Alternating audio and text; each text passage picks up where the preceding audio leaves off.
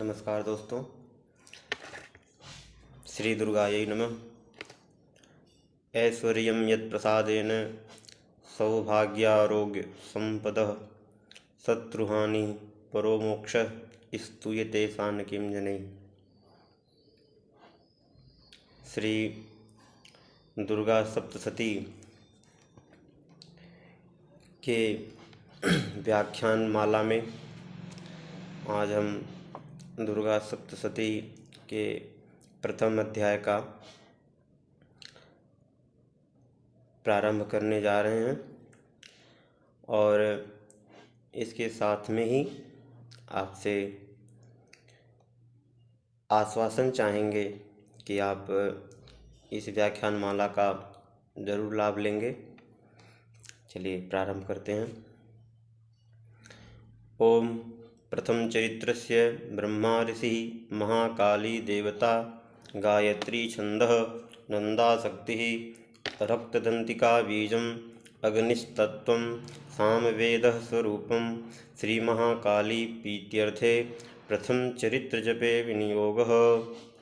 ओम खड्गं चक्रगदे सुचापपरिघान् शूलं भुसुण्डिं शिरः शङ्खं सन्ददतिं करस्त्रिनयनां सर्वाङ्गभूषावृतां नीलास्मद्युतिमास्य पाददशकां सेवे महाकालिकां यामस्तत्स्वपिते हरौ कमलजो हन्तुं मधुं कैटभम्। ये ध्यान है। अब आता है ओम नमः चंडिकायै। यहाँ से प्रारंभ करते हैं। ओम नमः चंडिकायै, ये 3 पद हैं इस वाक्य में। ओम शब्द अवरक्षणे धातु से बनता है। अवतेष्टिलोपश्च एक सूत्र है। इससे अव से मन प्रत्यय और मन के माने प्रत्यय के टी का लोप भी होता है। अव म बचता है। उसके बाद ज्वर त्वर त्रिग करके एक सूत्र है। उससे अव के व को ऊठ और उपधा को ऊठ माने 2 ऊठ का आगम होता है, तो ऊ म बचता है और ऊ को सवर्ण दीर्घ करके बड़ा ऊ।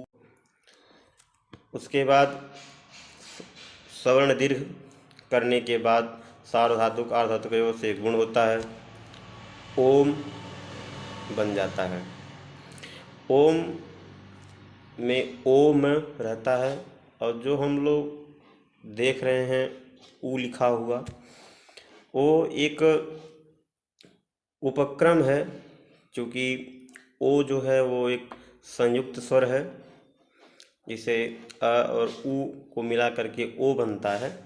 उसमें ऊ को उपक्रम मानते हैं, माने उसका मूल ओ का मूल स्वर मानते हैं ऊ को।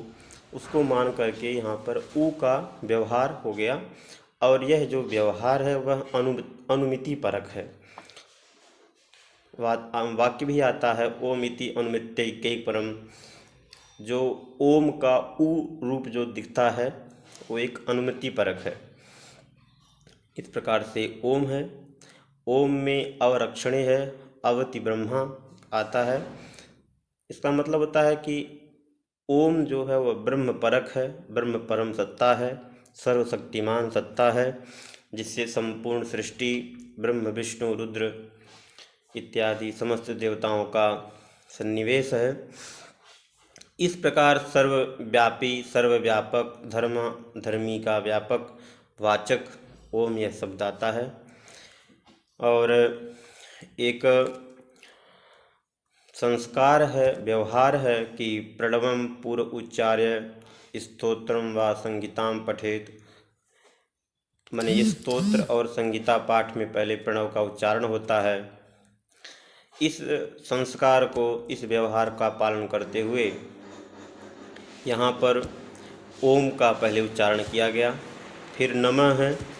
नमः में कहा जाता है कि गुरुवादीन भजनैक दाने नमः कुर्यात् क्वापि अनादरे, अर्थात गुरु का, देवता का आदर करना हो, उनका भजन करना हो, उनका यशोगान करना हो, उनके प्रति दान करना हो अथवा अनादर भी करना हो, तो हम नमः शब्द का प्रयोग करते हैं।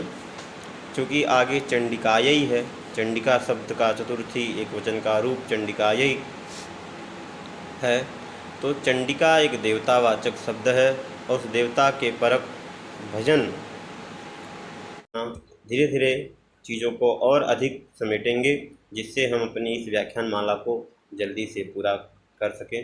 धन्यवाद। अथवा उसका नाम संकीर्तन करने के लिए, उसके नाम संकीर्तन के द्वारा उसके भावों का, उनके स्वरूप का भजन करने के लिए यहाँ पर हम नमः शब्द का प्रयोग करते हैं। तो ओम नमः यह पद बनता है। आगे चंडिकायै है। चंडिका का चडिकोपे धातु है, चडिकोपे धातु से भी चंडिका रूप बनता है। चंडिका चंडिकायै में जो चडिकोपे है, क्योंकि कहा जाता है कि कोप जो है एक क्रोध करना या गुस्सा करना, ये तभी संभव है कि जब आप उस कोप के द्वारा किसी भी कार्य को तभी सिद्ध कर सकते हैं जब उस कोप का कोई प्रसाद उपलब्ध हो। प्रसाद मतलब कि यदि कोई चीज़ आपके द्वारा सिद्ध हो सके, सिद्ध किया जा सके, तो आपका क्रोध करना उचित है। तो चडिकोपे धातु में जो कोप है वह सर्वगुणशालिनी परक है, अर्थात सर्वसत्ता जो है, सर्व शक्तिमान जो सत्ता है, उस सत्ता का जो कोप, ऐसा हम अर्थ लेते हैं तो यह ब्रह्म परक चला जाता है। क्योंकि एक जो ब्रह्म है वह सूर्य, अग्नि, जल, जितनी भी शक्तियां हैं, उन सभी शक्तियों को एक नियंत्रक है, नियंता है, वह नियंता ब्रह्म है। और वह ब्रह्म का जो कोप है वह उनको एक भय प्रदान करता है और वह महाभय कहलाता है। तो जो महाभय है वह महाभय ही कोप है और उसका जो प्रसाद है वह हम सभी के जितने भी सिद्धियां हैं, अभिष्ट इच्छाएं हैं, उनको पूरा करने में वह समर्थ है। तो उन इच्छाओं को, हमारी सिद्धियों को प्राप्त करने में कोई बाधा ना आए, हम कोप के ग्राही ना बने, इसलिए यहाँ पर चडिकोपे का प्रयोग किया है चंडिका के लिए। इसका मतलब होगा कि हमारी सिद्धियां हमसे सिद्ध हो जाएं, हम उस कोप के भागी ना बने। ऐसा करने वाली जो सर्व ब्रह्म सत्ता है वह धर्म और धर्मी दोनों स्वरूप है। धर्म उसकी सत्ता है ब्रह्म परक और धर्मी स्वयं माता हैं। तो धर्म और धर्मी और उस सत्ता के प्रसाद से, उस सत्ता के आशीर्वाद से हमारी सभी इच्छाएं पूरी हों, ऐसी हम इच्छा भी करते हैं। यह इसका एक सामान्य अर्थ आ जाएगा ओम नमः चंडिकायै। ओम वह ब्रह्म परक है, नमः एक व्यवहार है, क्योंकि चंडिकायै देवता है। चंडिका के भजन में, दान में और अनादर में भी नमः का प्रयोग होता है और नमः पद के योग में चंडिका शब्द का उच्चारण किया गया है।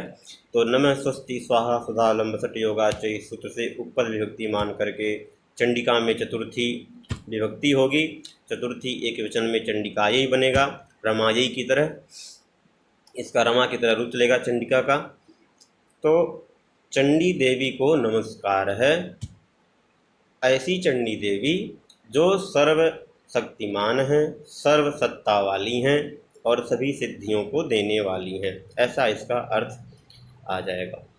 यह जो नमस्कार नमः पद का यहाँ पर उदाहरण या उच्चारण किया गया, यह एक संस्कार भी है। संस्कार इस हेतु से है क्योंकि ग्रंथादौ ग्रंथ मध्ये ग्रंथांते च कृतम मंगलाचरणम, ऐसा करके भाष्य का वचन है कि मंगल के आदि ग्रंथ के आदि में मंगल करना चाहिए, ग्रंथ के मध्य में मंगल करना चाहिए और ग्रंथ के अंत में समापन में मंगल वाचक व्यवहार को करना चाहिए। तो चूँकि हम अभी दुर्गा सप्तशती के ग्रंथ का प्रथम अध्याय का है प्रारंभ करने जा रहे हैं, तो हम नमः शब्द का प्रयोग किए हैं।